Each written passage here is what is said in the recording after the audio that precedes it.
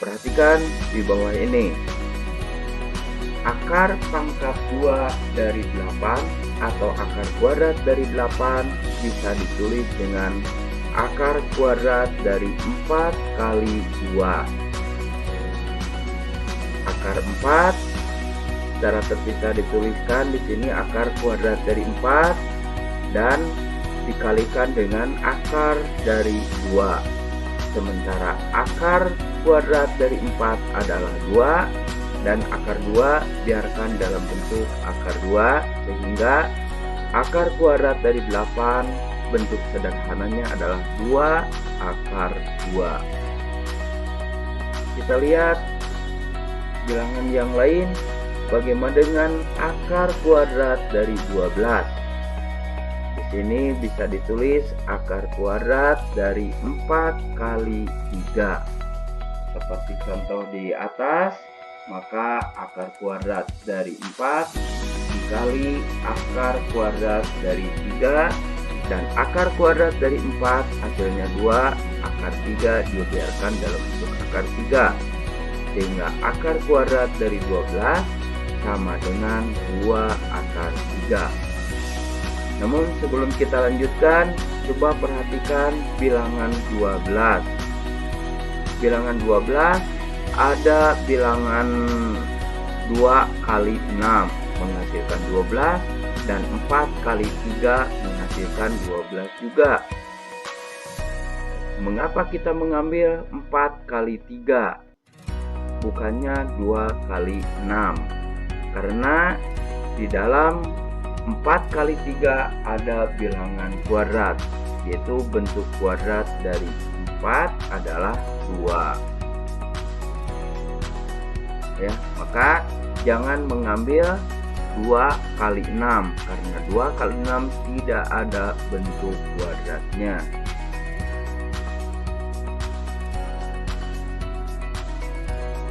Kita lanjutkan dengan akar kuadrat dari 18. Sama cara penyelesaiannya seperti contoh sebelumnya. Namun kalian perhatikan dengan bilangan 18 ada 9 kali 2 dan ada 6 kali 3.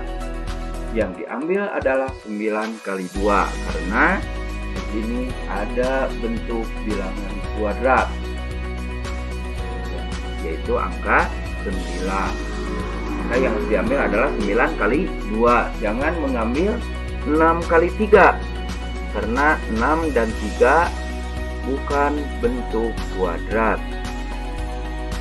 Akar 18 hasilnya 3 akar 2. Kita lihat lagi akar kuadrat dari 72.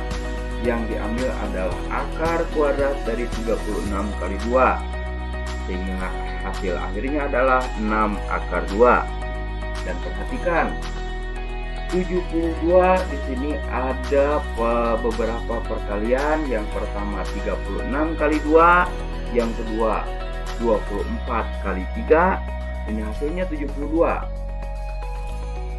18 kali 4 pun hasilnya 72, 12 kali 6 hasilnya juga 72, dan terakhir 9 kali 8 hasilnya 72. Sementara angka yang merah tidak ada bilangan kuadratnya, dan kalian harus memperhatikan bilangan yang berwarna biru. 36 kali 2, 18 kali 4, 9 kali 8. Yang berwarna biru ini ada bilangan kuadrat, yaitu 36. Sementara 18 kali 4 bilangan kuadratnya 4, dan 9 kali 8 bilangan kuadratnya 9. Jika ada 3 bilangan kuadrat, maka yang diambil adalah bilangan kuadrat yang paling besar. Maka 72 yang diambil adalah 36 kali 2. Nah, itu bagaimana cara penyelesaian mendapatkan akar kuadrat dari suatu bilangan. Silakan sebagai latihan, walaupun bukan PR, bukan tugas, tidak ada salahnya kalian mencoba mengerjakan sendiri akar kuadrat dari 27. Kita coba menginjak bagaimana cara menyederhanakan perkalian bentuk akar. Yang pertama adalah penjumlahan bilangan sejenis. Artinya B akar A ditambah C akar A, ini dua bilangan yang sejenis sama-sama berakar A. Bilangan pertama akar A dan bilangan kedua ada akar A. Dan kalian bisa dengan mudah tinggal menjumlahkan B ditambah C. Dan akar A-nya ditulis belakangan. Seperti kita lihat di dalam contoh soal. Ada akar 8 ditambah akar 18. Kalian ambil kertas kosong. Silahkan uraikan berapa akar dari 8. Nah, nampak seperti ini. Akar 8 hasilnya 2 akar 2. Kalian tulis 2 akar 2 dalam jawabanmu. Dan uraian yang di dalam kertas lembar ini tidak usah disimpan di dalam jawaban kamu. Dan bagaimana dengan akar 18? Ya, hasilnya 3 akar 2 ditulis di dalam jawabanmu. Ini kertas lembar yang tadi kita simpan lagi. Yang kalian perhatikan di sini adalah akar 8 menghasilkan 2 akar 2 ditambah akar 18 menghasilkan 3 akar 2. Maka di sini ada dua bilangan yang sejenis yaitu sama-sama akar 2. Maka seperti di dalam bentuk yang ke satu ini kalian tinggal menjumlahkan B ditambah C atau tinggal menjumlahkan 2 ditambah 3 seperti berikut. 2 ditambah 3 akar 2, maka hasilnya 5 akar 2. Nah, sebagai catatan, di sini ada 2 akar 3 ditambah 3 akar 2. Tentunya ini dua bilangan yang tidak sejenis. Bilangan pertama akar kuadrat dari 3, sementara jenis yang kedua adalah akar kuadrat dari 2, dan kita tidak dapat menyelesaikan atau tidak dapat menyederhanakan perkalian bentuk akar seperti itu. Dan ini seringkali yang membingungkan kalian dalam menjumlahkan berapa akar 2 ditambah akar 2 sehingga menjadi 2 akar 2. Kalian harus tahu bahwa akar 2 yang pertama sebetulnya di sini ada angka sebelum akar 2 yaitu 1. Jadi kita menyebutnya 1 akar 2 karena 1 biasanya tidak pernah ditulis di dalam bilangan itu. Ya, ditambah sama ini 1 akar 2, maka kita tinggal menjawab 1 ditambah 1 akar 2. Jadi 2 akar 2 hasilnya dari 1 ditambah 1 akar 2. Dan kita lanjutkan dengan bagian yang kedua, yaitu pengurangan dua bilangan yang sejenis. Ya, seperti sama. Kalau sama-sama ada akar A, ya, maka kita tinggal mengurangi B dikurangi C akar A. Sekarang akar 48 dikurangi akar 27. Ambil kertas lagi. Ya, seperti tadi akar 48-nya diuraikan menghasilkan 4 akar 3. Ditulis di dalam jawabannya 4 akar 3 dikurangi akar 27. Nah, ini hasil uraiannya menghasilkan 3 akar 3. Ditulis lagi 3 akar 3. Kertas coretan-coretan tadi disimpan kembali. Maka kalian perhatikan 4 akar 3 dikurangi 3 akar 3. Ini dua bilangan yang sejenis sama-sama mempunyai akar 3, maka 4 dikurangi 3 hasilnya 1. Ya, bisa ditulis 4 dikurangi 3 akar 3 dan hasilnya 1. 1 tidak perlu ditulis, cukup dengan menuliskan akar 3. Kita lanjutkan dengan hal yang lain, yaitu A-nya lebih dari 0, B-nya juga lebih dari 0, artinya tidak negatif, maka berlaku akar A per B. Bisa ditulis masing-masing pembilangnya akar A dan penyebutnya akar B. Nah, sebelum menyelesaikan dari bentuk akar A per B menjadi akar A per akar B, kalian harus memperhatikan catatan sebagai berikut. 0,1 merupakan bilangan desimal, satu angka di belakang koma, sehingga kalian tulis 1/10. Bagaimana dengan dua angka di belakang koma seperti 0,12? Kalian bisa menulis dengan 12/100, atau bisa pula ditulis dengan 12/10⁻². Demikian pula di sini ada bilangan desimal 3 angka di belakang koma. Jadi bisa ditulis 3/1000 atau 3/10⁻3. Dan 0,0125 merupakan bilangan desimal dengan 4 angka di belakang koma, sehingga ditulis 125/10.000 atau 125/10⁻4. Demikian pula dengan 0,00025 adalah bilangan desimal 5 angka di belakang koma, dan 0,000003 adalah bilangan desimal dengan 6 angka di belakang koma.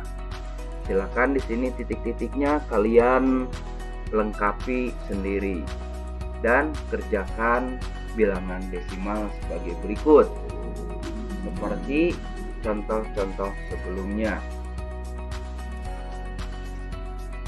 Kalau kalian sudah mengerjakan, mengubah dari bentuk desimal ke bentuk pecahan, nah ini akan dimanfaatkan pada bagaimana menyederhanakan bentuk akar.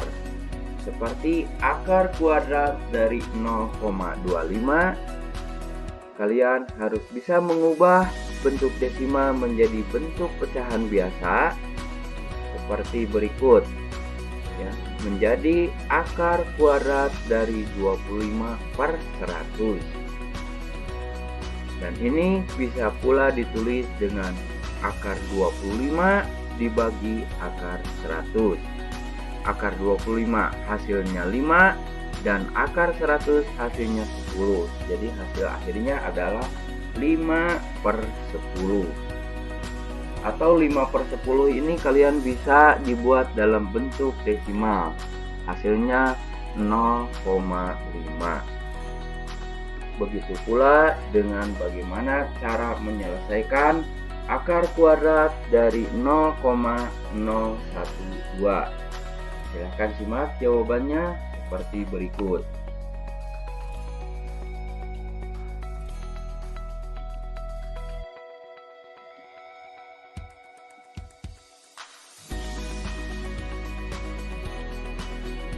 Nah, itu jawaban dari akar pangkat 2 atau akar kuadrat dari 0,0121.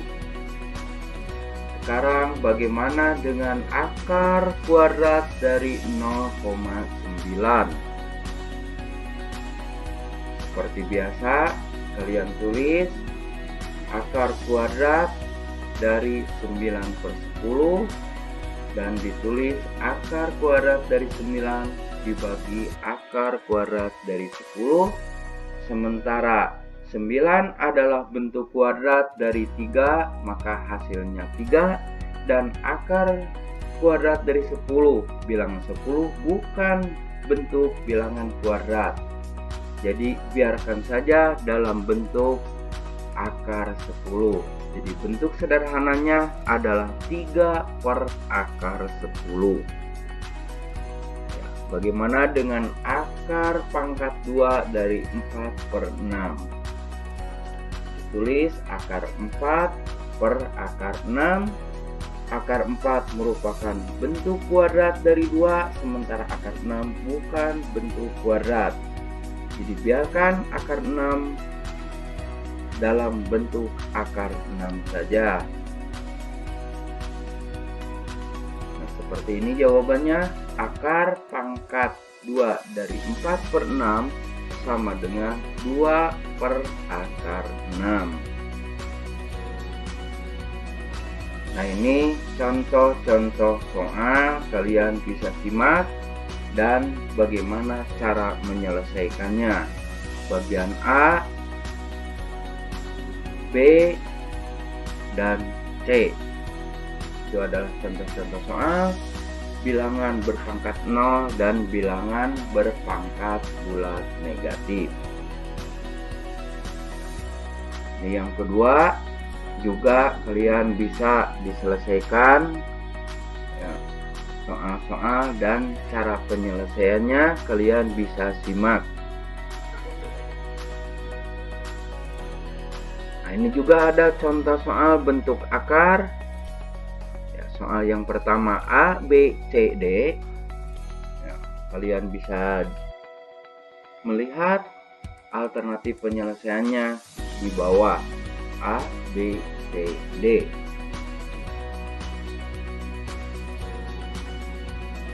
Nah, ini ada latihan soal yang keempat, bisa didiskusikan secara berkelompok.